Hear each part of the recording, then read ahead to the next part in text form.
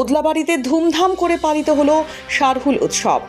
যখন প্রকৃতি নতুন সাজে সেজে ওঠে, শাল গাছে যখন নতুন ফুল দেখা দেয়, তখনই আদিবাসী সমাজের অন্যতম প্রাণোচ্ছল উৎসব শারহুলের আগমন ঘটে।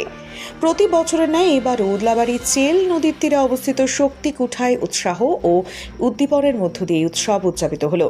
কয়েকশো সারনা ধর্মাবলম্বী মানুষ ঐতিহ্যবাহী পোশাকে সজ্জিত হয়ে ধামসা মাদলের তালে নেচে গেয়ে এই উৎসবে সামিল হয়। শক্তি খুঁটায় এই উৎসবের মূল পূজাস্থল। সেখানে আদিবাসী সমাজের মানুষজন প্রকৃতির দেবতাকে তুষ্ট করতে বিশেষ পুজো ও প্রার্থনায় অংশ নেন। প্রকৃতি বন্দনার এই উৎসবে সকল বয়সের মানুষের অংশগ্রহণ ছিল স্বতঃস্ফূর্ত। পূজাপাঠের পাশাপাশি আয়োজন করা হয়েছিল গণবিবাহের। এবছর ৬০ জোড়া দম্পতির ৪ হাত এক হয় আসর থেকে। উৎসবকে কেন্দ্র করে কয়েক হাজার মানুষের সমাগম ঘটে। ভিড় সামাল দিতে এবং কোনো রকম অপ্রীতিকর ঘটনা এড়াতে এলাকায় মোতায়েন ছিল মালবাজার থানার বিশাল পুলিশ বাহিনী। প্রশাসনের তৎপরতায় উৎসবটি অত্যন্ত শান্তিপূর্ণ ও শৃঙ্খলার সাথে সম্পন্ন হয়েছে। শারহুল উৎসব কেবল একটি ধর্মীয় অনুষ্ঠান নয়, এটি মানুষ এবং প্রকৃতির গভীর সম্পর্কের এক অনন্য মেলবন্ধন। ওদলাবাড়ির এই ঐতিহ্যবাহী অনুষ্ঠান আবারও প্রমাণ করল যে আধুনিকতার মাঝেও আদিবাসী সংস্কৃতি তার স্বকীয়তা বজায় রেখেছে। सबसे पहले तो आप लोग का चैनल के माध्यम से सबको जय जोहार, जय धर्मेश, जय आदिवासी। तो आज हम लोग देख रहे हैं यहाँ हम लोग का सावन पूजा साथ साथ ही या सामूहिक विवाह जो विवाह बोला जाता है वो यह हो रहा है यहाँ। आज हम लोग का यहाँ 70+ हो रहा है आज में। तो हम लोग आज देख हम लोग पूरा खुशी उल्लास के साथ आज यहाँ सावन पूजा महोत्सव मनाया जा रहा है। आज बड़ी दूर दूर से आज आदमी सब यहाँ हम लोग का साना शक्ति स्थान में आज हम लोग का यहाँ आ रहा है।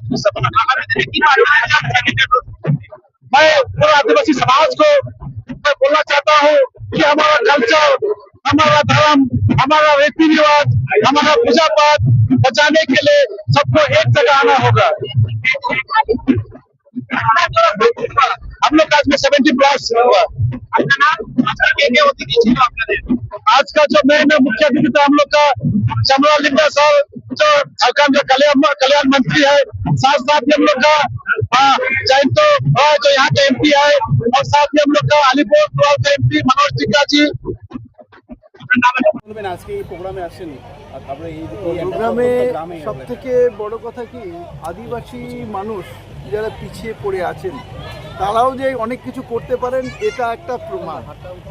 তারা নিজেরা এইভাবে আয়োজন করছেন। আমি অ্যাকচুয়ালি ওনাদের সাথে অনেক দিন সাথে জড়িত, মানে বিশেষ করে সুরেশবাবুর সাথে, সুরেশ কেটকেটার সাথে। এটা হয়তো অনেকে জানে না, কিন্তু ওর সাথে আমি অনেক দিন থেকেই জড়িত এবং তিনি সমাজের অনেক কিছু কাজ করেন। বিশেষ করে এই সারনা সম্প্রদায় তাদের যে নিজস্ব ভাষা সংস্কৃতি এগুলো নিয়ে যে একটু কাজ করেন, তাতে সত্যি আমি গর্বিত বোধ করছি। এমপি সাহেব, দীর্ঘদিন ধরে ওনাদের একটা দাবি রয়েছে যে স্বর্ণা কোড একটা লাগবে, কিন্তু এখনো পর্যন্ত কেন্দ্রীয় সরকার এখনো পর্যন্ত স্বর্ণা কোডটা লাগু করেনি। কি বলবেন বিষয়টা? আমাকে ওটা দেখতে হবে, আমাকে না জেনে তো বেশি কিছু বলতে পারবো না। আমি ওনাদের সাথে আলোচনা করবো, কী করা যেতে পারে সেটা নিয়ে নিশ্চয়ই ভাবা যেতে পারে। আলোচনার মাধ্যমে সেগুলো বেরিয়ে আসবে। যদি বেরিয়ে আসে তাহলে আমরা নিশ্চয়ই কিছু করার চেষ্টা করব।